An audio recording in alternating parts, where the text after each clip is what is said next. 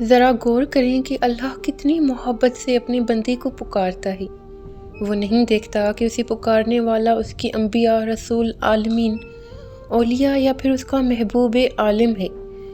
وہ بس پکار سنتا ہے اور جواب سے بھی پہلے نواز دیتا ہے۔ اپنے بندے کی پکار کا منتظر وہ رب ذوالجلال یہ نہیں بولتا کہ میں صرف اپنے نیک بندوں یا مسلمانوں کی سنتا ہوں اور ان کو ہی عطا کرتا ہوں۔ وہ رحمان اللہ ہر ذات پات، رنگ، نسل، عہدہ، نیک، گنہگار، ہر چیز سے بالا تر ہو کر صرف پکار سنتا ہے۔ اللہ انتہائی خوبصورت انداز میں فرماتا ہے، اور جب میرے بندے تجھ سے میرے متعلق سوال کریں تو یقیناً میں قریب ہوں، میں دعا کرنے والے کی دعا کا جواب دیتا ہوں۔ بس آپ کو مانگنے کا حق دے دیا گیا ہے، جس میں یقین کامل شرط ہے، لازم ہے۔